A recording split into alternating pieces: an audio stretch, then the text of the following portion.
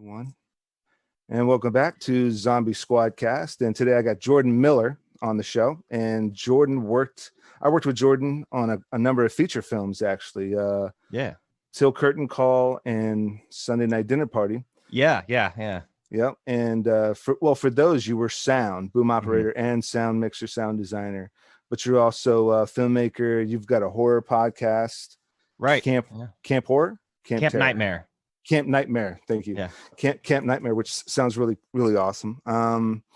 So Jordan, go ahead, tell us a little bit about who you are, what you do, and what you've been up to. Yeah, well, like you said, man, I've worked on a lot of films in a lot of different ways. So I've worked on, like, every time I worked with you, I was running sound. I had a microphone in my hand. So I've done that with a lot of movies, but I've written and directed a number of my own.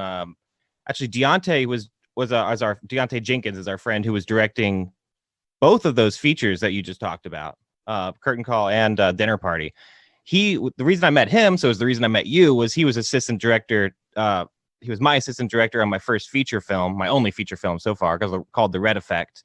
And that's out on like Tubi TV and some other platforms. And since then, I've made a number of shorts. I made a short horror film called 3 that won a number of awards at different festivals in 2018, Nightmares Fest, some other ones. And then since then, I've made 2 segments. We've been working on another feature film for like 2 years now. And obviously COVID really held us up with that. And it's a feature-length horror anthology film, sort of like down the line of like, VHS or like Tales from the Crypt, maybe. Yeah, like a feature, one feature film comprised of 3 to 4 short films. Totally. Yeah, exactly. And so I've wrote and directed 2 of those short segments that I've produced over the past couple of years. And this was supposed to be the year to finally like shoot the top layer narrative to glue everything together and have a feature film. But that was supposed to be May, and clearly that didn't happen. Right now we're shooting for October, but who knows what's going to happen in October. But if you don't plan to do it, you'll never do it. So we're going to try the best we can. So yeah, I've made a number of shorts and working on another feature. I've been writing a lot of stuff. So I have a feature script that's out in festivals right now, which is like the worst time to be in festivals ever, but it's out there, either way.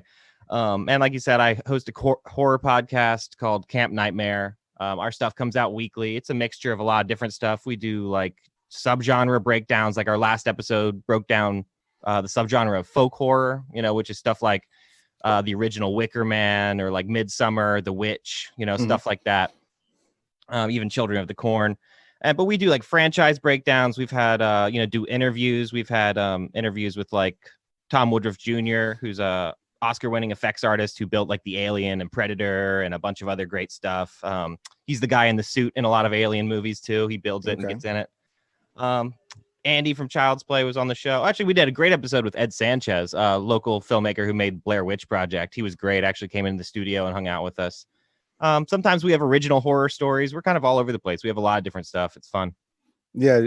So do you try to experiment with, say, ideas like, for example, Kevin Smith, he started talking on his podcast. He started talking about this weird article he read, and a year ago it turned into Husk. Right. Tusk. So Tusk, that's what it was. Yeah. Tusk. So do you guys like dabble in that sort of, we definitely do. I mean, we kind of like go off on a lot of tangents. So sometimes we'll just come up with an idea and then we're like, boom, we're into like a fake film plot. And we just start talking about this, we just follow the thread as long as it'll take us really until we're bored by it. But we do have this long running reoccurring idea for like a pilot of a TV show we want to at least write and then do an episode down the line where we get some actor friends together, when things are safer, obviously, and do like a live table read of the pilot episode for a whole episode of the podcast. So our concept is, are you familiar with the 80s movie Monster Squad? Oh yeah. So it's like definitely all the Universal monsters all together. It looks great. Actually, Tom Woodruff Jr. is Gilman in that one. Okay. But so our idea is Monster Squadron SUV. Okay. And it's like 70s cop drama, but all the cops are like the Universal monsters, right? And we follow Detective Wolfman and Gilman. And they're they're the protagonists. And so we frequently will like come up with like plot line ideas for that. And one day it'll actually solidify into something. No, we'll get our table read episode. Yeah, that's awesome. That sounds hilarious. Yeah. So that I guess that leads me into my next point, which Yeah. is, and you kind of brushed upon it. How have you been affected by this COVID? Hopefully not infected. I almost said infected. How have you been affected by, you know, the current state of affairs and quarantining, shelter in place? I mean, the good thing is you just mentioned the podcast. So that's, as you can see, that's something, you know, that I picked up, and you've got that as well. Yeah, I mean, luckily I've only been affected. I haven't been infected. But it's kind of affected everything. I mean, even with the podcast, we had been going for some time before all this stuff hit. Mm-hmm. And so we had to scramble really quick to figure out like how we can keep doing it, you know, at the quality that we've been doing it. So what ended up happening was obviously because I've done location sound on films, I've got various portable recorders. So like when shit started going down, I can say shit, right? I can swear on this. Yeah, that's fine. Shit, Great. fucking all that. Yeah. I mean, you don't have to say it every other word, but yeah, it's fine. It's fine. I do have to, actually. Good. I kind of want to too. I mean, just being trapped in the house. I mean, I love my wife, I love my kid, but sometimes it's like, sometimes you got to go in the bathroom door and stuff a towel at the bottom and close it and just start screaming obscenities. I get it. Yeah, exactly. Yeah, totally. Turn off the light. Yeah.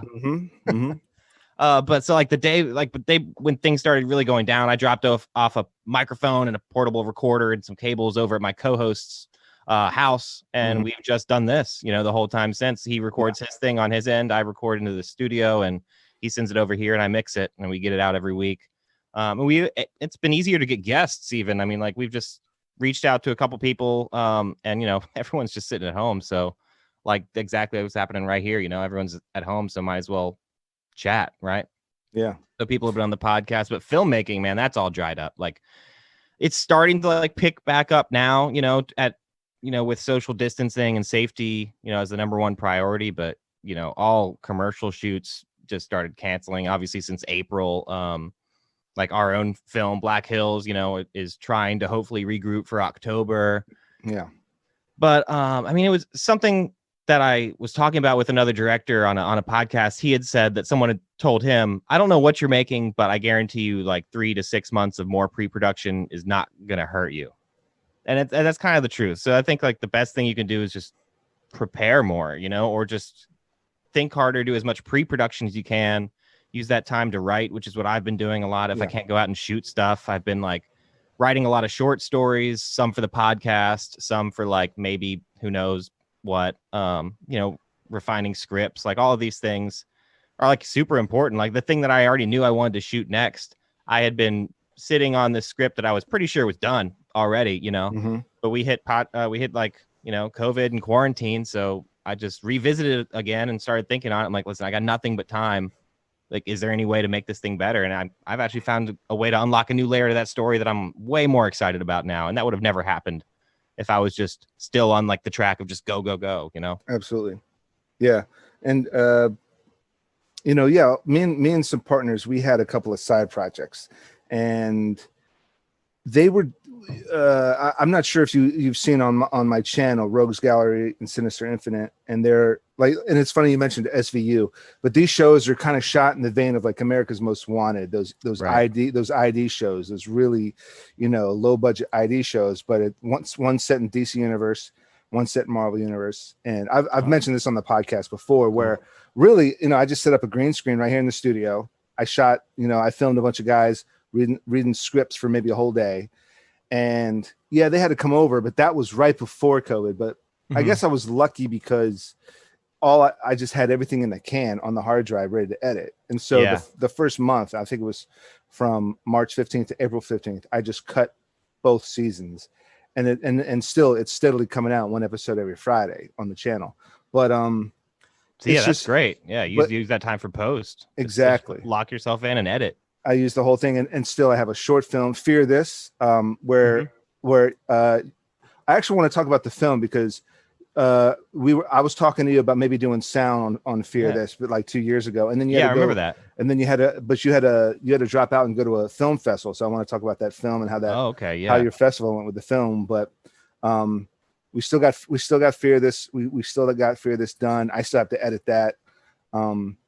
Because me and the wife recently had a kid, but between the time of shooting, thank you. But between this time of shooting the film and, you know, and 2 years later getting married, and a year later having a kid, and then being quarantined, it was just so many. But before the quarantine, it was just so many on-set gigs. It was like, I got to get around to Fear this, and now this is the opportunity. I have 2 documentaries that I have to finish up, and so another thing that I was considering looking into, trying to figure out how to do, is motion comics.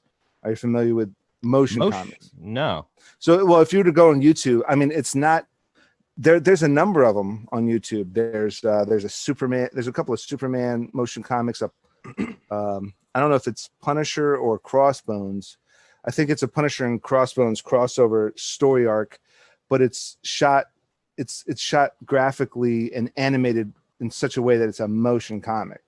So it's okay. I feel like I've probably seen one of these. I might not just be familiar with the term, but yeah, I'm sure you've seen. Are they more or less like moving storyboards, kind of? Just they're like not full animation, but like characters are moving slightly. Right. Yeah, right. Okay, I know what you mean. But they have sound effects. They have they have voiceovers and all that stuff. Yeah, so cool. Yeah, I know what you mean. And so, you know, I have 2 more short scripts that they're done. They're ready to shoot. But when are we going to shoot them? So I figured maybe I could dabble somehow into this half animation, half kind of, you know, adding motion or animation to still photos, and kind of, you know, working with that somehow, and making motion comics or motion graphic novels or something. That's great. I mean, I think like those are the things that are popping up now, because all the creatives are doing exactly this. They're like, okay, I can't do my thing. Like, how can I figure out the 21st century equivalent of doing my thing? You know, so it's like it's motion comics. It's musicians live streaming their concerts from their living rooms instead of from venues. You know, that kind of stuff is all popping up now more than ever. I mean, look at Maryland. We went from having like the strictest alcohol laws of like almost any state to like 2 days later, like anybody could just deliver all this booze to my front door. You know. Yeah. So basically what happens is, if you have an account on Grubhub or Uber Eats or whatever, and you check that box, I am of age, you've signed a legal document. So now the restaurant is not necessarily, I mean, who knows what someone might try to pull off, but the restaurant is not really at risk. It's the user violating those terms, and they'll get hit with a fine, or who knows whose account. Right. And so if something kind of, you know, dings back to the restaurant or to the liquor store or whatever the case, they're saying, nope, this person swore an oath. You know, they signed it. They said they on their mother's grave. So, yeah. And it's great, man. Like, sometimes me and the wife will get like a big jug of margarita and just, it's awesome. Oh, yeah. Just delivered right to your door. Oh, yeah, exactly. But I was going to mention, did you ever see Red versus Blue? Are you familiar with Red versus Blue? What is that? Beyond politics? No, I'm not. No, it's not. It's not politics. No. So so a bunch of players of Halo, you know, played it online, and then there was a director, and they made the characters do different things and like look up and down to like nod, or look left and right to shake their head no.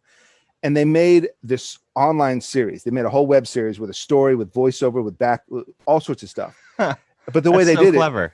And they did this 15 years ago, I think, maybe.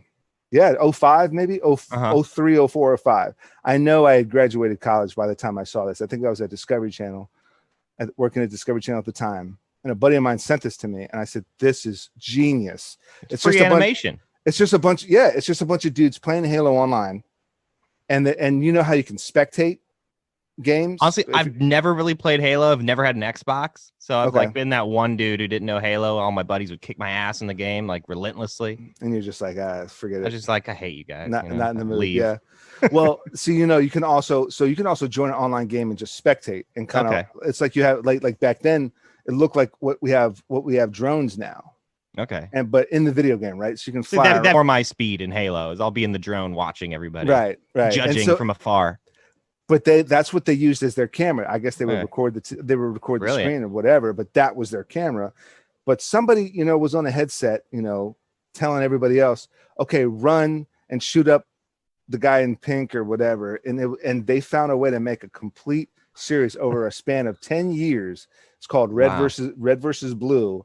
And they used the game Halo as like, you know, everything, the props, the set, the actors, everything was the game. Literally Halo. everything. And then what, they just do voiceover like for the characters? And they eventually, I guess they went back and they did voiceovers and they cut down and they spliced down all the footage. And it's brilliant. Yeah, and I'm sure they added more sound effects to what was already sound effects in the game. And yeah. So it's definitely something to check out. But I mean, looking back, like that's kind of the creativity we need to be jumping on, like more motion comics and more like Red versus Blue type productions. Definitely, I think Red versus Blue was bought by Netflix. I think the whole thing. Oh wow, good for them. I think the whole thing is now. So when back in 05, you know, it was 5-minute episodes or 10-minute episodes coming out, and I think they made it into like 4 2-hour-long movies. If you're really into it, it's cool, but it was kind of a rough watch. Like I had to like take a break, watch a bunch of other stuff, come back. Sure. Because they started with Halo 1, and there's like 7 Halo games, and they used every game. Wow. So it's definitely, but you know, good back for to like them, man. But back to like being impacted, you know, as filmmakers, as musicians and what have you, because you're also a drummer, right? Yeah. So I play in a couple bands. So have you guys figured out a way to do like virtual concerts or something like that? No, my bands are all really weird and really loud. So like the one band has been working in the studio for like a couple years already, and we weren't playing gigs as it was. So that really didn't affect us, besides there's more studio time. And my bandmate runs his studio where we record. So that's that. But the other band is a band called Exist, and I actually play keys and sing in that band. But that's like a really progressive sort of psychedelic metal band, and that band only really tours, and like usually we're not like a huge band, so we're usually lower in the tour packages, opening up for bigger bands. But of course that's not happening at all. Like clubs like we would be playing aren't hosting anybody, and we kind of feel like in 2021, whenever that thing starts happening, we're still so far down the totem pole as far as that world, that who knows if we're even going to get offered anything in 2021. So it's like we might not even be playing shows till 2022, like right. Realistically. So it's just, we don't know. Nobody knows. Like I don't know how to do my bands virtually. Because of like the amplifiers and just what's going on. But yeah, like a lot of my friends, like my co-host on Camp Nightmare is also a musician, but he's more in like the alt country acoustic stuff. So he's like has no problem. He's just jumped right in, started doing live streams. You know, people could leave tips digitally, doing them from his living room. Now he's doing social distance shows at breweries and still live streaming. So it's, you know, it could be a very real shift in like how concerts go. Like even if, of course, things will move back to the live environment, but like I think the presence of live streaming these concerts is like not going to go down. I think it's just going to stay up, you know. And that's another thing. I've been talking to a lot of colleagues about this, and Dead Mouse, I think it was Dead Mouse, and you know, before he passed away, Avicii, they've been live streaming their EDM shows on Twitch for years. I mean, ever since Twitch launched, I think in 2012, 2013, I think it was a couple of years after its launch, DJs were like, bro, I'm gonna plug in my main out to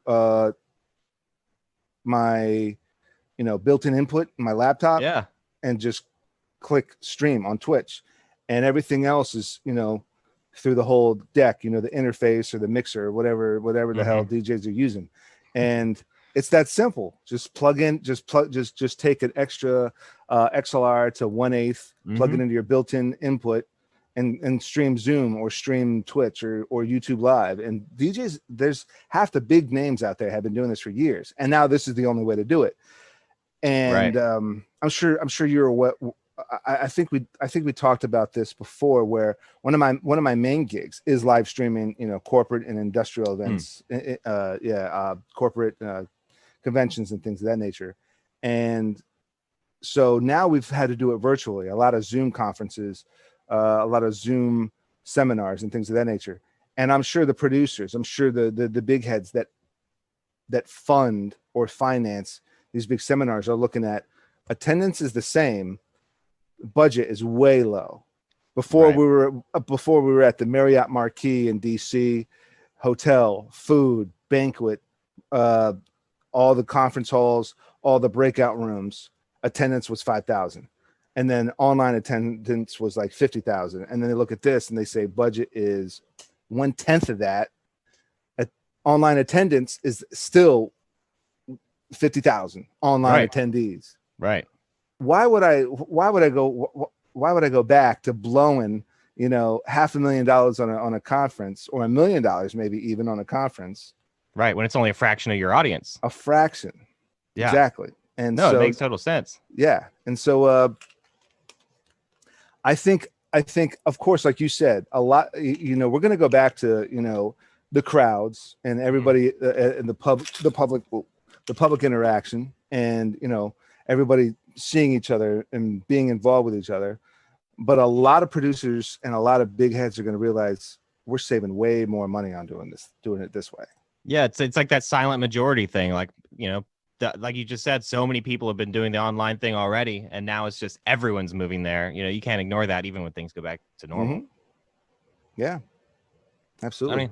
I don't know how it's going to shift everything, but I mean, a lot of film festivals have even talked about like this year, like going digital as an option, having digital screenings, which I mean is like a fraction of the fun of a film festival too. Like so much of that is going to being in a theater, like seeing the movies. Like there's something different between like, oh, it's an online premiere versus like I'm seeing this in a theater and only the people in this room are like seeing this thing for the first time kind of feeling. Yeah. But yeah, like you have to have a code. You have to have the code. You have to have code to go to the film festival's website. And you have to have a code to enter. But you as a filmmaker, me as the festival organizer, I'm gonna say, hey Jordan, upload your film to YouTube as unlisted. Send me the link. I play it on YouTube. I just click the YouTube link, zoom that to the virtual thing, and and here is OFF, Online Film Festival, whatever the case may be, and that's it. I mean, but it eliminates a lot of the networking you can do at these film festivals. Like, you can't meet the people at the, you see a film that you love and you want to talk to the filmmaker, and maybe they have similar things that you're striving at. There's be collaboration there, and a lot of those meetings won't happen with these things all existing digitally. Yeah, that's a good point. But I mean, I think for me, what's most important is the film and it being seen.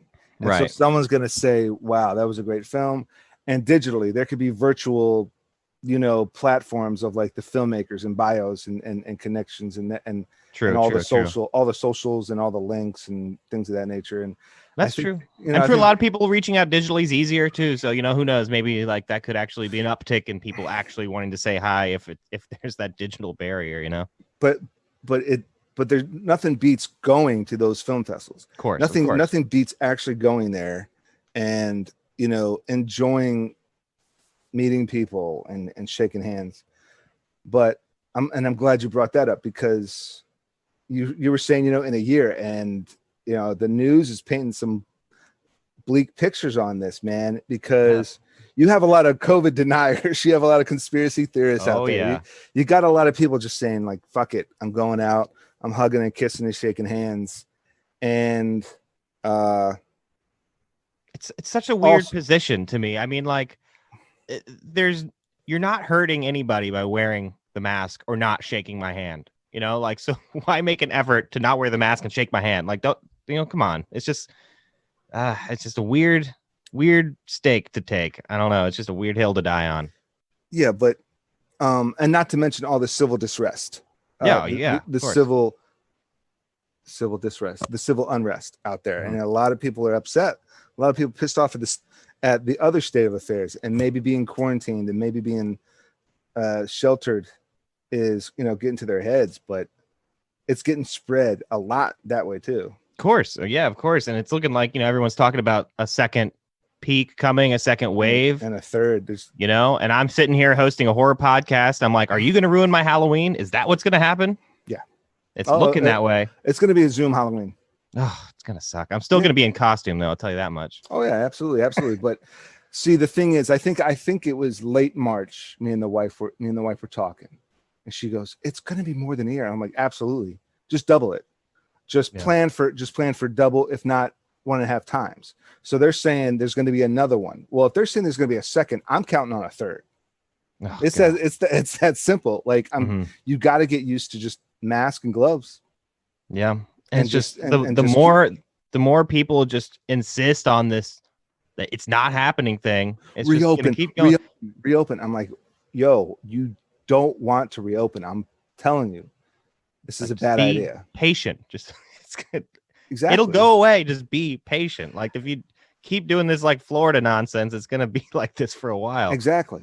And you know, I think they just, you know, I'm not a scientist, you know, I just read what I can read, but usually it takes a year for a vaccine, for the first vaccine, and the first vaccine is only 50 to 75% effective.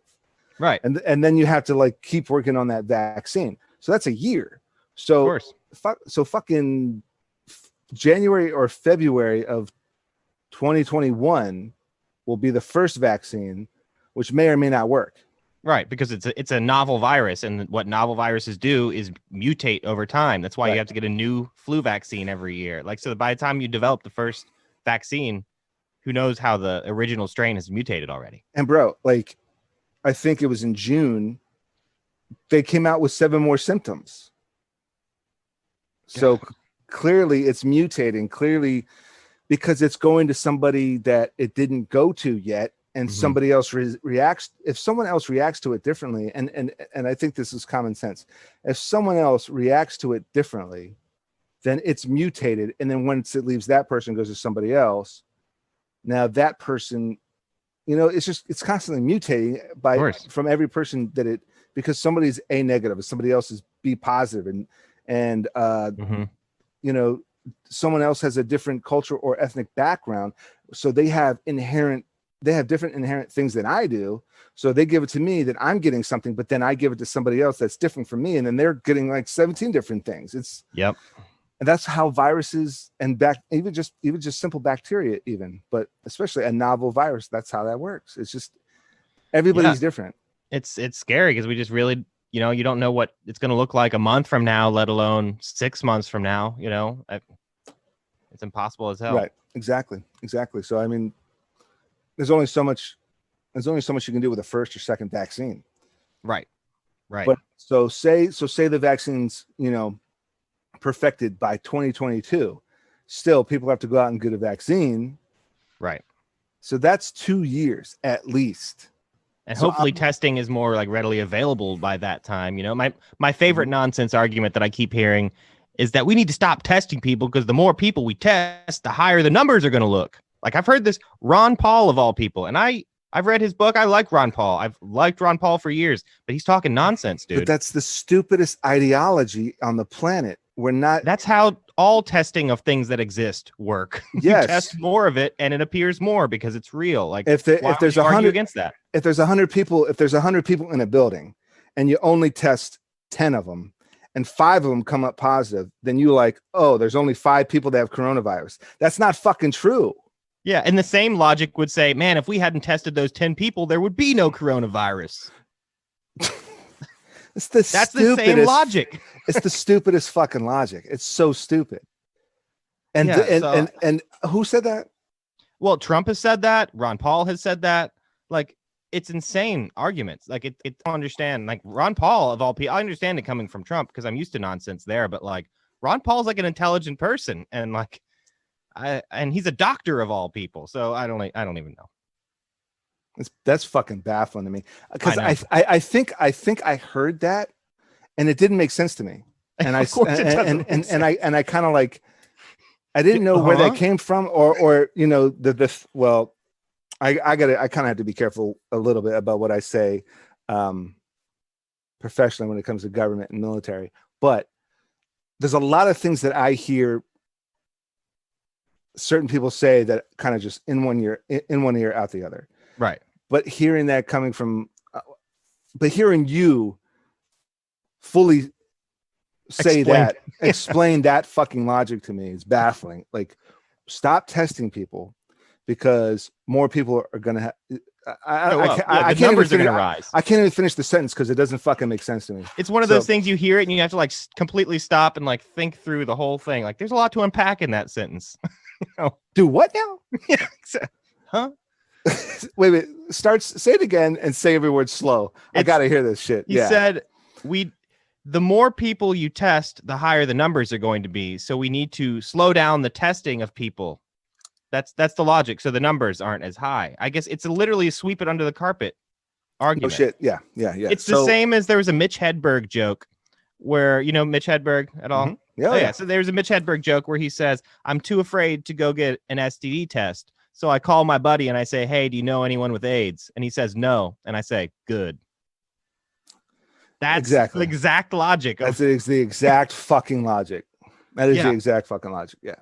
All right. I'm getting flustered. So, hey, listen, I think the point of that point is that we're finding like production hacks. And I'm talking about production hacks. I've talked about it in every episode of this podcast, production hacks. So you can't right now make a horror movie, but at least you can like dabble in some ideas on your podcast, or you can talk about some of the, yeah.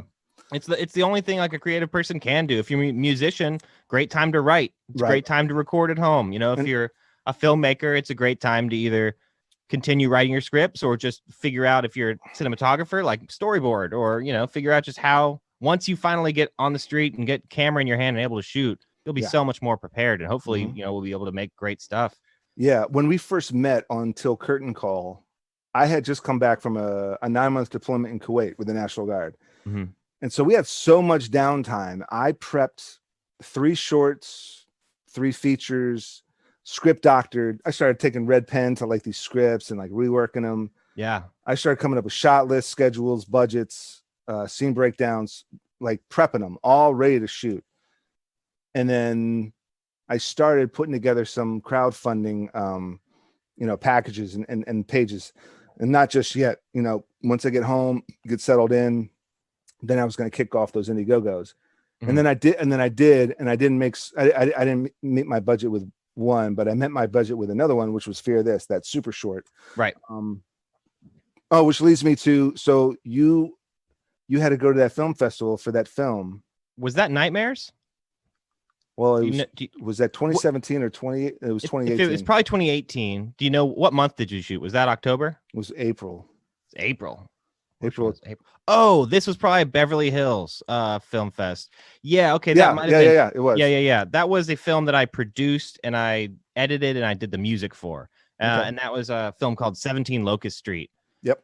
Which was like a dark thriller. Not quite a horror. It was like a thriller. We got into the Beverly Hills Film Festival, which is a pretty prestigious film fest. You know, it's probably the fanciest film fest I've been to. We went out to LA and they had the whole final award ceremony was in the room where the first 3 or 4 Oscars were held. So it was pretty epic. Our film premiered at the Chinese theater, you know. So it was fantastic. It was awesome. That's awesome. No awards or anything, but like a hell of an experience, you know. Oh, well, yeah. I mean, you have some people that are just like, oh, you didn't win. I'm like, bro, I got nominated. Yeah. Who cares? Compared to what? You like, no, man, that's awesome, dude. That's fantastic. Yeah, like we were saying, it's just for right now, it's just use this time wisely, you know, and like prep, write, or maybe find a workaround. And so it's been 5 years since I came back from Kuwait, and now it's like, dude, I'm pulling the trigger on some of this stuff. I'm gonna make some motion comics, or I'm gonna do like I was even thinking of doing like, you remember the old Batman or the old Phantom, the radio serials. Yeah. And I was gonna try and like play on something like that with even less animated stills, but still use like some graphics of some kind. Yeah. But kind of like do it in like one of those old radio serials. I've been playing with that same thing. That's what I've been taking. Okay. Some of the stories I've been writing, I've been adapting into like radio dramas for the podcast. Yeah. So like I can dramatically read them here. Before the COVID happened, I would have my co-host would do certain lines for certain characters, and I'd have my girlfriend do certain lines for female characters or whatever. Now it's just really me just narrating myself, but I'll compose dramatic music to it, and I'll put sound effects in and stuff. So more or less it becomes like a radio drama type thing, because I thought that would be a really interesting, like it's an underused medium, you know, as far as how many people are into podcasts and how many people are into listening as a medium, you know, audiobooks are bigger than ever. Especially now, because no one's going to the theater. Right. And everybody is streaming. And you know, going back to what we said earlier, everybody's going to be doing it this way for a while. And it's the quarantine, the COVID is going to be a problem for a good solid 2 years. Starting, you got to lean into it at this point. You got so to like. It's going to be sometime in 2022 when it's really like somewhat safe to go outside and mingle. So, like you said, it's going to be podcasts. It's going to be, web series. It's going to be streaming this, online that. Like, I'm so thankful to have the podcast because I'm one of those people. If I don't have a project that I'm actively working towards completing, I go a little crazy. I start feeling a lot of anxiety and I start feeling like, what am I doing, with my life? So like it's been honestly keeping me entirely sane, having like weekly goals of like, great podcasts, we get doing this every week is a different thing. It's awesome. It's awesome. So like, I mean, writing and all that stuff is also great, but not having the promise of when you can actually shoot any of that stuff, is a little terrifying. I'm just thankful, that I'm on the indie side of things, like not being in LA and not being in Hollywood. Like I've talked to, Hollywood director on the podcast recently, and it was, not good stuff. He was saying, he's not looking forward to going back to work because it's already like ridiculous. Like this director directs indie stuff, but he works in Hollywood on sets, but just on crew. And, it's already so hard, like what they do, the hours, all that stuff. But put on top of that, like all the stipulations you'll have to now adhere to run a safe set, like daily testings, like all of these other things, like minimal crew. It's going to be longer hours. It's going to be harder to produce things. At least as indie guys, we can go out with sound, camera, talent and call it a day, more or less, and get what we need to get. So at least we have that. So there was another film where I was co-producing, and half our crew dropped out for whatever reason. We lost our sound guy, we lost a camera guy, and we lost an AD. So I was a producer cinematographer. The director was like the sound guy, and we decided to take a hard wire into we had 2 different Zoom recorders. So basically the whole day we killed batteries every day. We put the Zoom in the different actors and we labbed them up and we just let it roll. We didn't break up the clips. We just moved camera and they have this lab running. I'm like, look, this thing's going to run all day. And I had someone say like, that's going to be a nightmare syncing that. That's going to be a nightmare finding. And I'm like, we have no sound guy. We have no camera guy. I'm producing and doing camera. The director is also doing sound. So he was just like, boop, just leave it. And let me know if there's a movie that did that. That's crazy. So I was watching this thing about, there's a movie called Escape from Tomorrow. It's a bizarre movie. It's kind of a horror film, kind of like a experimental film, but what they did is they shot the entire thing in Disneyland without Disneyland knowing it. So like awesome. They have actors. It's a story about a father who takes his family to Disneyland and slowly dissolves into this like hallucinatory nightmare of like Disney characters questioning his sexuality and all this weird stuff. But like they shot it all on what, it looked just a DSLR. So it looked like a dude with a camera, and everybody was exactly how you said, lobbed up, recording all day. All day. No stops, no cuts. There is no slate. There is no AD. There's no nothing. It's just we go out there. It's kind of like the Halo thing, Our environment instead of Halo is Disney World. We're just going to sneak in there, get what we need, and assemble it later. And then shoot what we need on sets later. Sounds like a nightmare, but you got to do what you got to do. Exactly. And it's just you were saying how they were saying you can go all day and you're gonna have to sync and find all that stuff, which is you got to go back. You have to go back and you got to sync it and you got to find. But the thing is, you knocked out a feature film in a day or two for $500 to $1,000. So you make up for it in post. Right. You make up for it in post and say, hey, look, if you're not even getting paid for post, you just spend 5 hours a day every other day unfucking that audio and labeling the audio, and then you go back and then you can find the clips it was in or whatever. You figure it out. But holy shit, yeah. I mean, it's a way to make it work. It's a hack. You have to like embrace the suck on the back end. But it was like boom, 2 days we got ourselves a feature film in 2 days. So exactly. You give some, you get some. If you had $12 million, it would have been way easier. But then where the fuck do you get the $12 million? Exactly. You got to do the best you can, with what you have, especially now. I mean, that's the name of the game for everything creatively now, is just doing the best you can with like what you can get. Exactly. Yeah. So with that, I guess we beat that horse too much. So so moving on. Yeah. So, since you've been quarantined and since you've been sheltering in place and all that stuff, has there been a film that stands out, or a series you binged watched, or maybe a book that has that really stands out, helps you get through it, or just help pass the time or whatever? Well, there's been a lot of that. There's a few that stick out in my head. One of them is just like I've sort of let David Lynch become my spirit guide for this whole quarantine. Holy shit, that sucks. No, bro.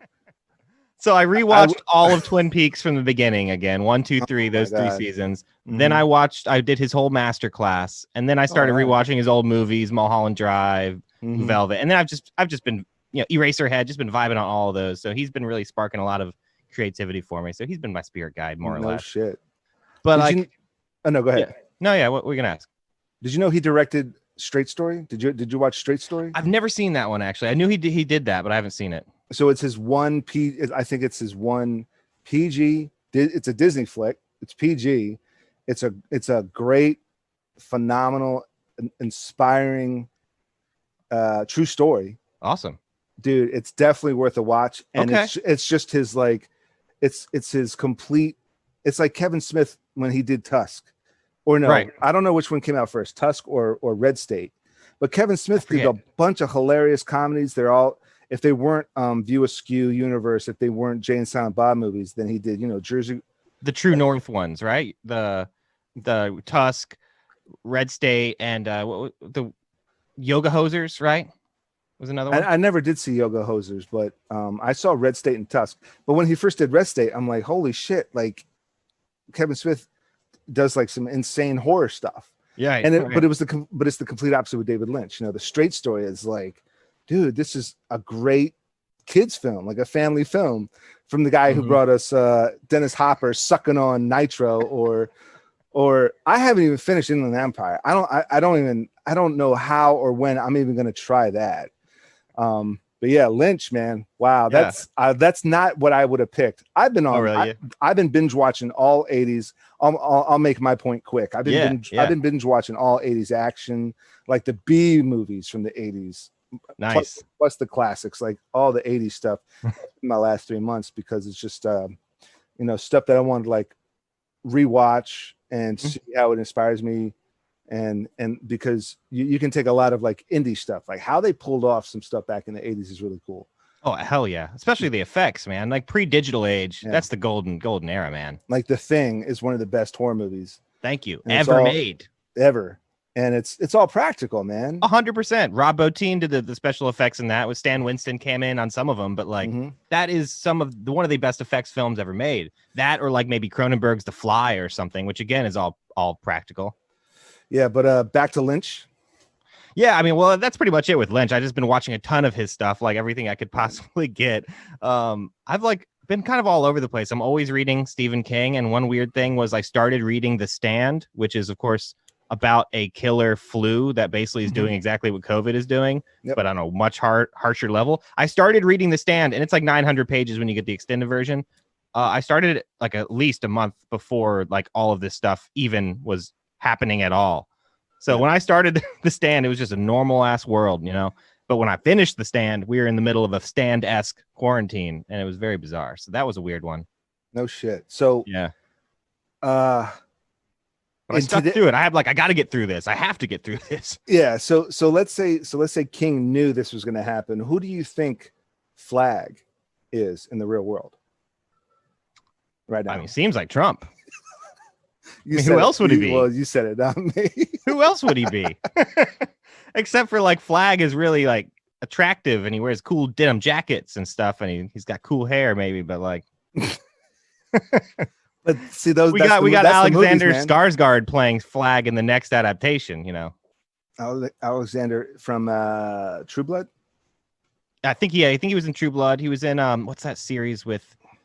I'm terrible with names, but he's the more jacked Skarsgård brother, the really attractive one who always plays sort of asshole attractive guys in movies. Okay. So now he's going to play like the king of asshole attractive dudes in Stand. Well, did you see The Dark Tower with Idris Elba and Matthew McConaughey? Yeah. And did you ever read The Dark Towers? Oh yes, I'm a huge fan of the whole Dark Tower series. So I'm halfway through the very last book, but I saw that movie and I was just so disappointed and upset. Yeah. And how did they, where did they come up with anything in that movie?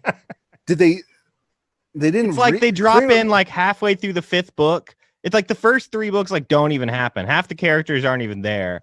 Their interpretation of the Doors was completely fucked. Completely different. Fucked. Yeah, it was way less interesting than they visualize it in the books. I will tell you, once you finish the last book, the ending of the Dark Tower, which I think is one of the most brilliant endings, shows you how, like, much like J.J. Abrams' Star Trek reboot, that this Dark Tower movie can exist alongside the books without interfering with them.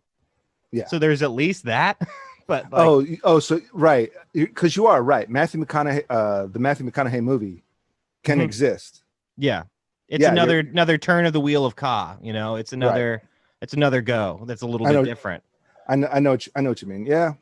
There's that, but it's like it's not as good. And the thing is, I always say that it's not an outright terrible movie. And if you don't know the Dark Tower books and you watch the movie and you're interested by the ideas they bring up, but never resolve, just read the books. Yeah. Because they really don't give away the ending to the Dark Tower series at all in the movie. No. They bring up a lot of the things that happen, but they don't resolve any of them. First off, it started in the middle and it ended in the middle. Exactly. It didn't end. Yeah. And it started in the middle and ended in the middle of something else that they misconstrued anyway. Yeah, you know, so, it's Idris Elba did a great job, and I actually phenomenal. Love him as the gunslinger. I see that. I wasn't crazy about McConaughey. I think he kind of overdid it a little bit. No, I thought both of them were pretty awesome in the movie. Yeah, but the movie missed the mark. When he got a checkup in the hospital, that was like the best part of the movie. When he got a checkup in the hospital, that was pretty good. They said kind of had the vibes of the book a little bit there. You have herpes. You have Hep 1. You have Hep A, Hep B, Hep C. You have herpes. You have herpes 1, 2, 3. You have astronomical amounts of radioactive and nuclear exposure. And he's looking at him like, what are you talking about? and they're like, your chart aspirin, your chart is your chart's through the roof. You have shit we don't even have a name for. and it's like, yeah, if you're a fan of the book and you actually read it and you like, and you know the whole mythos of the gunslinger, it's like that was like the best. That was the best scene in the whole movie, because it just took me back to so much shit that I remember from the books. Right. You're like, of course he has all this stuff. Like, of course. Of course he does. And have you heard about, I guess, the pilot they did for, was it Amazon? They were doing a Dark Tower series. They produced a whole pilot episode and Amazon just straight up canceled on it. Before or after the movie? After the movie.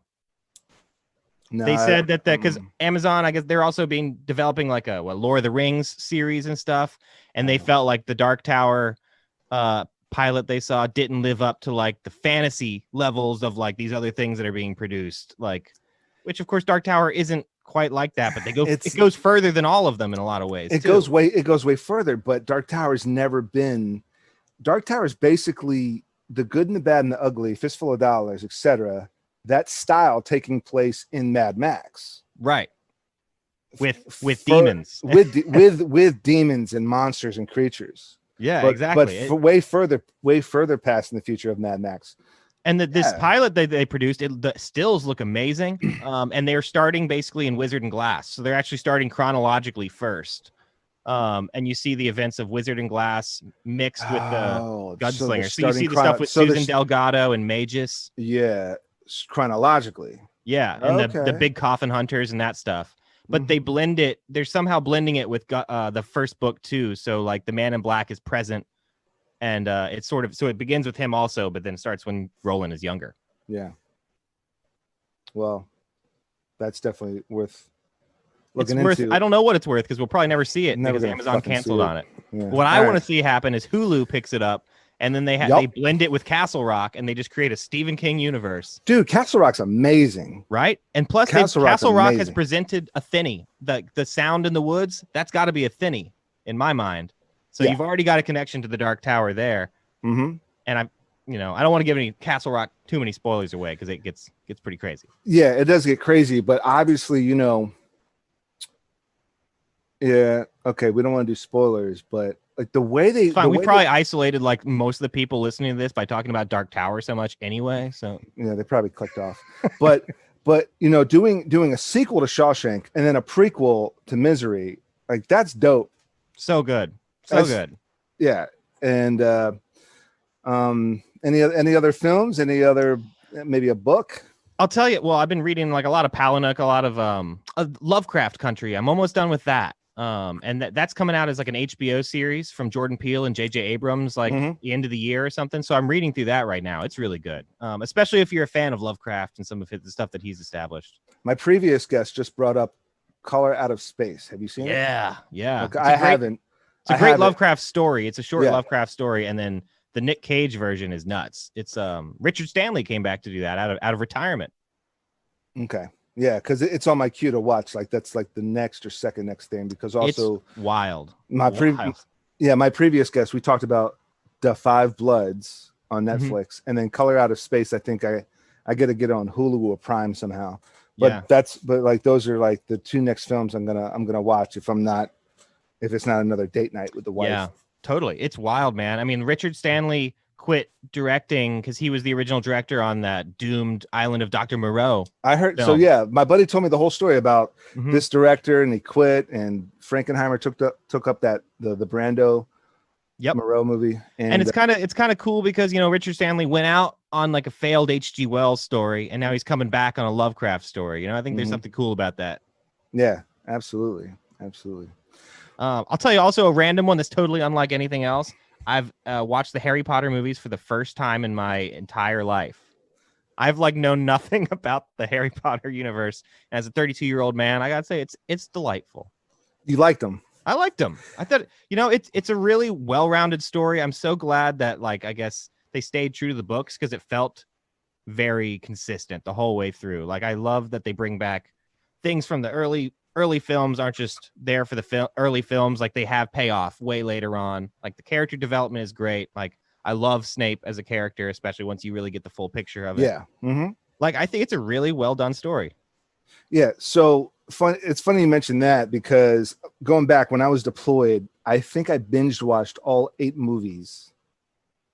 And I think a week later, someone asked me about it. I said, yeah, I just binge watched them. And I don't remember a goddamn thing.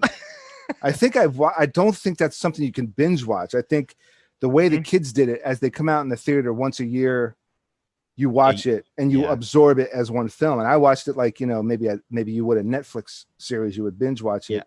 And exactly the way that I watched it this time. I binge watch it too. And the same thing, I would talk about it with someone after and then be like, and remember this? And be like, no, because a million things happen. I remember Snape turned out to be like the greatest person on the planet. Exactly. He's so deep undercover. Dude. Nobody knows who he's working for, but he's like the best of them all. What other character? It was I don't know if you watched Lost, but there was a character on Lost like the whole time. Somebody put himself through such hell and such misery for so long, and then you find out he was doing it for the right reasons. Like he was the mole. It was like the long con. He was like the mole of all moles.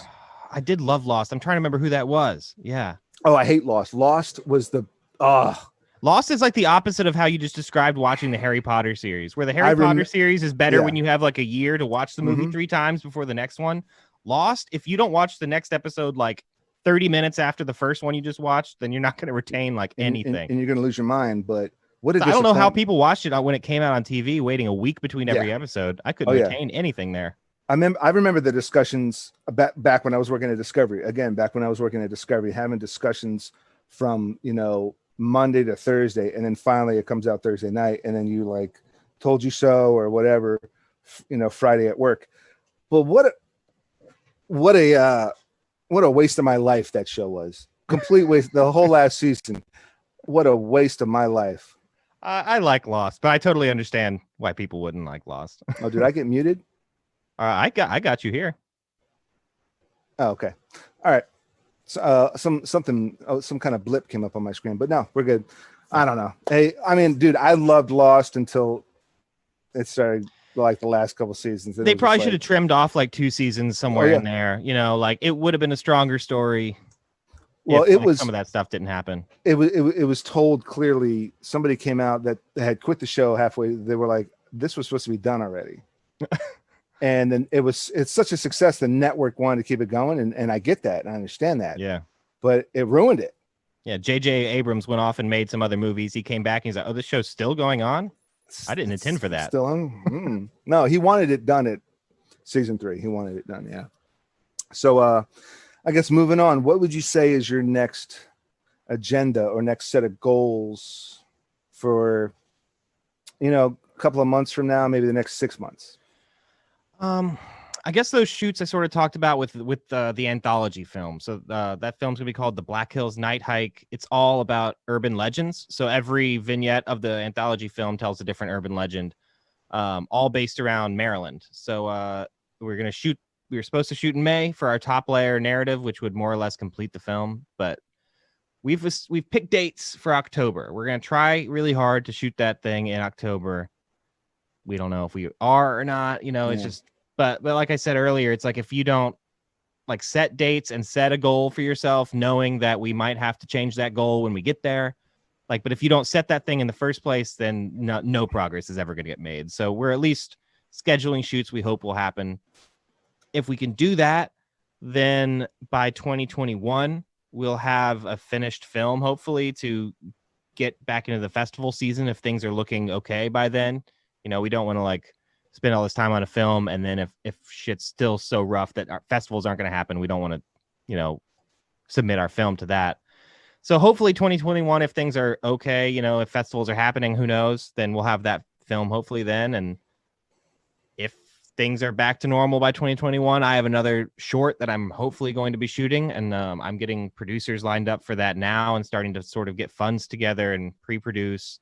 And that will be sort of a proof of concept for another feature idea. So I would love to take this short to festivals in 2022 and, try to hit the big ones and try to get more producers behind a feature version of that. And I have all this time to write that script too, which is great. So I know what the short is. I have all this time to hopefully finish an entire feature version of that story before I even shoot the short, Right. So all of that stuff is just sitting there already done. I can really hit these festivals with guns loaded, Yeah. Awesome, man. Not literally guns loaded. You can't say that anymore in 2020. No. Nerf guns loaded. Inputs charged. Jacked. I don't know. Fueled up. Engines fueled up. Engines fueled up. Let's see someone get offended at that. Yeah, fueled up. Oh, you can't make my car's not violent. Well, no, good point. You got to watch what you say. So I have plans, but who knows if I got plans. I know I might break. Right. Yeah. Well, like we said, the next year, maybe even 2 years, is still a bit uncertain, and so, me and a couple of colleagues, they're like, we gotta do this and then the other thing, and I'm like, listen, we need to perfect the whole virtual thing, the whole teleworking thing, the whole virtual thing, this kind of podcast, this kind of conference, this kind of event, this kind of concert, the online gaming streaming, man. You got some characters on there that are hysterical. You got pranksters that go into games and just troll on their buddy, and it's hilarious. There's a whole series on TikTok right now. It's called Crash Cab. And so in a video game, is it like Cash Cab, but they cause the driver to wreck? So it's called Crash Cab, right? So you got games like, Call of Duty, they're all, or Black Ops or Battlefield. So I'm letting my dog outside real quick. She's begging to get let out. 1 second. Okay. Sorry about that. She's out. No, it's all good, man. It's all good. So games like Battlefield, Call of Duty, whatever, Black Ops. So someone will be driving a helicopter and come in. We're going to go to the next mission. So all these people jump in the helicopter. He says, okay, welcome welcome to Crash Cab. As he's lifting off, they can't jump out now. They're going to die. He said, so I have a question for you. Hopefully you can answer correctly or we're going to crash and die. And so he'll ask a question like, who invented the freaking blah blah, and no one can get it. He goes, sorry guys, you answered incorrectly and we're out of time. And he crashes into something. They all die. And you hear these guys screaming, why are we doing this? I want to play the game. There's a whole series. Brilliant. And so what's funny is somebody answered it right. And he goes, how the hell did you know that? And he goes, and the person answered was going into this whole thing. He was like, you know what? I don't care. This is called Crash Cab or crashing anyway. The guy got it right. He crashes anyway into something. They all die. And like the mission's over. It's one of those games where like, if you die, there's no respawn or something. Oh, or you end up all the way at the other end of the map in the game. So see, being the Crash Cab host already sounds more fun than the game itself. There's the gig. I mean, that's the gig. That's the shows that we're watching now. That's the TikToks and the IG lives or the Twitches and the YouTube streams and things of that nature. So yeah, I mean, they've already a film has already announced we have like our first AI actual robot going to be a lead in a movie. I can't wait to see that. Right, that's not going to be a normal thing I want to watch. But I want to see what that might be, like AI putting a film together. Like if it could work in a sci-fi film, like the film Ex Machina. If you had an actual android playing the android in Ex Machina, that's a pretty complex idea. If a robot can act, I guess that's the first question we need to answer. Is this robot going to be enjoyable to watch the whole time? It's funny you mentioned that because they just had an interview with that robot, that female robot. They were asking questions and she was coming up with like some funny comebacks, and I wish I knew what the name of the robot was. I would pull it up, but you know what, I'm into it. I love the Short Circuit movies. I'm in. If I can watch Johnny Five for 2 hours, I can watch this robot, I guarantee you. Right.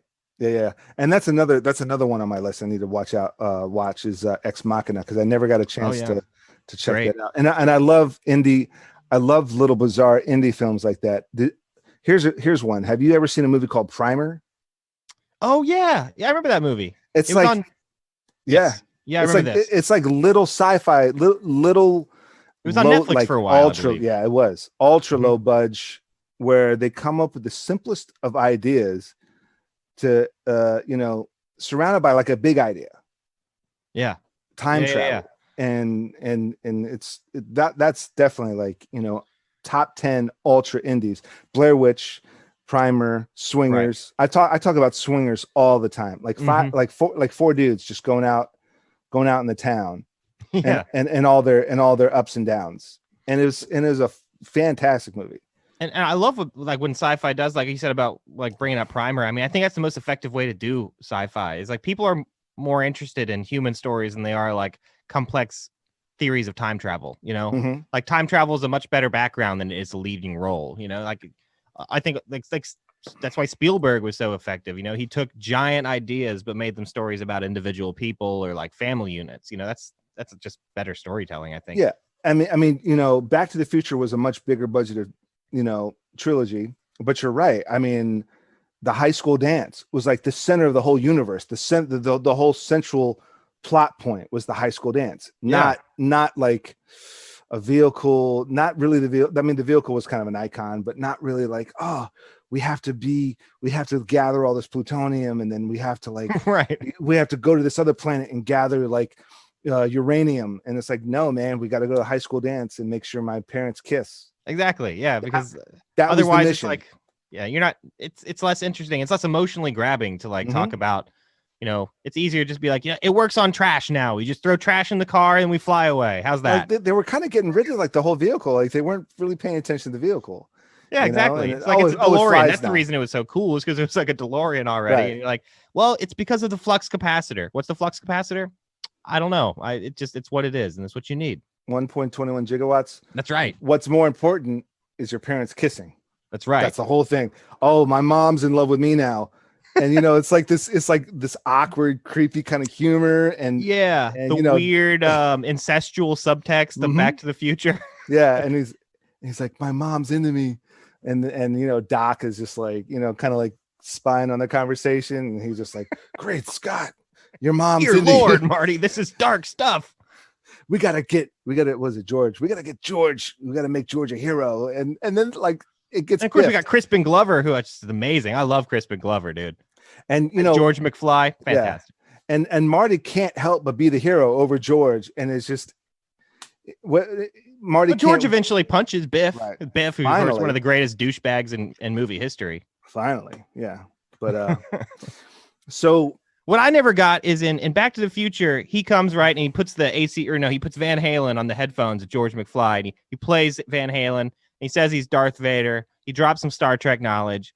And then George McFly grows up and lives through the era of Star Wars and Van Halen and all these other things. And not at one point was he just like, wasn't that song? Yeah, well, I know this song. I know who Darth, like all this stuff. Literally shaped my entire life. I think he ended up being a sci-fi writer. He did. I think what happens is he wrote Star Wars. Whoa. Shit. I think that would be brilliant. They kind of lean towards that. Like he co-wrote it with Lucas or whatever. Oh damn. That would be that's the deep subtext of the very simple clue they gave was that he released a new book. Right. So he's a sci-fi writer. So at some point, maybe he wrote a novel of Star Wars that then got adapted into a movie. And then he becomes the guitarist of Van Halen. He replaces Eddie. Well, maybe he just doesn't recognize the song. Maybe he doesn't recognize the song because it was just the big riff that was squelching in his ear. Yeah, that's true. Yeah, that was more just... It's like, I know that music. Well, how do I know that music? I don't know. But anyway, yeah. No, that's definitely something I need to go back and watch. It's those 80s movies that you can watch 80 times. Yeah. I love 80s flicks. And not get bored. And they knew how to tell a story. And secretly they had a lot of underlying context, which you pick up later as a 20-year-old, and then later as a 30-year-old, and then later as a father. Like there's probably jokes in Back to the Future I didn't get, but now that I got a kid, I might get them. Yeah, absolutely, man. 80s has always been like 80s and early 90s stuff has been fantastic. One of my favorite shows that have popped back up in the past couple of years is Last Drive-In with Joe Bob Briggs. And I don't know if you know who Joe Bob Briggs is, but he's been doing the same thing for like 40 years, hosting drive-in movies. Like, and so they brought his show back on Shudder. So every Friday night, he's just finished his second season, and they just did the season premiere a couple weeks ago. Every Friday night, they do a double feature of horror films from different eras. A lot of times they're from the 80s, and or 70s. And he'll go on a rant, and then he'll keep cutting into the movie every now and again to give you more facts about the filmmakers and the actors and all this good stuff. And he has guests, and it's felt like those days, like back when I was a kid, and I'd stay up late to watch movies, and back to this era of live television and movie hosts. Yeah. And me personally, I remember watching Joe Bob Briggs, and Monster Vision. Monster Vision with Joe Bob Briggs. I think it was on TBS, TNT or TBS. I forget. Yeah, it was one of them. But this was before Google. He had such a plethora of knowledge. And he still does. It's crazy. And I'm sure he still does. But now with the internet, he probably knows, because he's the kind of guy that wants to know that shit. And so he probably just Googles everything. And I find I do that a lot too. Right. I'll look up, I'll see something that was weird in a movie. And so I'll just start looking at it and oh, they had restrictions and they got thrown out of this bar. So one shot looks like it's in a completely different place, but the rest of the scene was in this bar, and little things like that. But I think now it's I can't be listening to Joe Bob. I just want to watch the movie without Joe Bob. Oh, I mean, Joe Bob's why I watch half of these movies. He's better than ever. Yeah. Well, kind of going off on all of our points. What would you say your vision for the new normal is? Geez, man, I have no idea what a new normal is. I think we're about done with the handshake, though. I think as a society, we've probably moved on to bows, pound it. Yeah. I think we're about done with the handshake, maybe for a while. Not forever. For a while. It'll come back. It'll probably come back. But maybe by the time it comes back, we'll have a new generation, and they'll be like, "It's lame. That's lame. What are you doing?" Yeah. But who knows? I mean, murder hornets could set in any minute.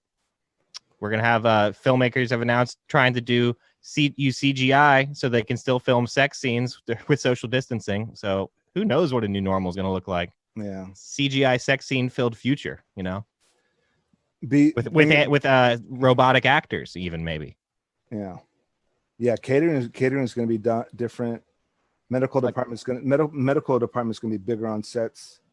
It's going to be crazy. Yeah, exactly. Like, it's just going to be tougher. Like, everything's going to be tougher. Like, I've been like, for right now, like I've been trying to shoot this music video with a band for a record label, but like we already can't schedule people, like we can't get in anywhere to shoot it, you know. I'm shooting everybody individually at different times. The drummer's in Georgia, so somebody else is shooting his segments down there and sending it up to me. And the record label wants a photograph of the band, but they don't want like a composite of like images put into one. And I'm like, I cannot get all these people in one room to shoot this photograph. Right. So I'm like, I'm gonna have to like composite something together, but it's making everything more difficult. There's just always more crap to figure out now. Yeah. You know? Is it a metal band? It is. Yeah. It's actually, it's Exist. It's the band I play with on tour and stuff. Okay. Yeah. So here's a suggestion. Try to put together like some sort of poster, kind of like usual suspects. Mm-hmm. You can composite each one of them. That's sort of what I'm doing. Yeah. Because I'm a police lineup. Right. Yeah. What I've been doing is shooting everything against black backgrounds. And I don't have budget or the ability to shoot like a narrative part of this music video. So it's literally just the band playing, but I'm just like going hard on dramatic lighting and crazy colored lighting and stuff, and doing the same with the photographs, and then going to blend it together. Plus the band likes trippy, psychedelic looking stuff. So it's always easy for me to convince them it's a good idea. And I'm like, it'll look trippy in a good way. And cool. They're like, yeah, man. Cool. Trippy is good, man. And and I'm telling you, like, again, with today's new normal and what people are willing to accept now. I mean, I'm seeing commercials, I'm seeing PSAs, I'm seeing adverts on Hulu and Tubi, and what's that other one? And Vudu. Right. And all the commercials now, they're shot John Krasinski, Oprah Winfrey, Will Smith. They're all doing selfie stuff on their phones and Dropboxing it. So it's for the next year or two, because we're in this, people are going to be a little bit more accepting. It's about the message and about the content, and not necessarily about the quality. You're right. At this point, we're just thankful to get it. Yeah, absolutely. I mean, just look at the news. Yeah, exactly. Yeah, every people are like from their own living room. Like I was talking about David Lynch earlier. One thing he's done that's become like a little daily thing. I'll just like with my cup of coffee, you know, a Twin Peaks style, I'll watch these little David Lynch weather reports that he does every day. It's literally just the weather in his corner of LA. It affects me in no way at all. But like, you know, it's been nice. He just sits there with his own phone. He's like, it's pretty sunny. What the fuck day is it? I don't know. You know, it's just a nice way to start the day. You know, a little routine. Because I think routine has also become like kind of important when you're stuck inside to a point, you know. A weather report. I might have to do that. A weather report. Yeah, a weather report. I'm trying to come up with like simpler things to do to get. I mean, I'm trying to get like more than 2 views of video. So sure, it's a struggle. It's a struggle out here. The struggle's real, dude. It is. But yeah, so if you had one last point, or one main bit of advice for our viewers, what would that be? Just use this time to your advantage. It's easy to get caught up in, I'm just going to order food and play video games because that's awesome. But like, I just use this time to further whatever you're going to make next. Like if you're a creative person, now's the time to just think so hard on what you're going to do. So when the time comes to actually do it, you're more prepared than you've ever been. That's really the best advice I can give. It's all I'm trying to do. Absolutely. Yeah. I mean, it is important to not waste time. And I mean, so many different productions or so many different, you know, things that I've worked on where the most important thing you cannot get back is time. Right. So, you know, it's just time wasted. You can make money back. Right. You can replace gear, you can replace things, but time is one thing you cannot. I mean, I know we talked about Primer and Back to the Future, but you can't go back in time and fix it, man. No way. And we're being like, even though, you know, everything is more or less horrible right now, we are being gifted with more free time than a lot of people have ever had. Yeah. And once we all start going back to work every day and all this stuff, and that everything gets back to normal and people are going out more on weekends, that time you would dedicate to your script or your story just sort of evaporates. But right now it's just there. Yeah, absolutely. Well, any socials, links, plugs you want to put out there? Yeah, sure. You can check out all of my stuff, a lot of my short films and music videos I've made at my website, which is gypsycabstudios.com.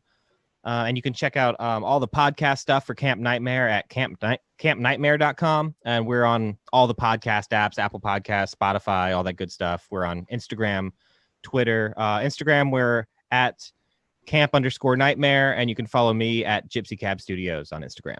Awesome. Well, Jordan, I can't thank enough for joining me on Zombie SquadCast. And today was officially the first live streamed episode. So it was, yeah. Yeah. So thanks for having me, man. It's awesome. Well, thanks for joining me. And it was awesome. And I think everything turned out well. I wasn't watching it, but I'm sure it came out all right. Went great for me. Yeah. Awesome. Well, to my viewers out there, like, subscribe, share, comment, ring the bell for notifications, thumbs up if you loved it, and check us out next time.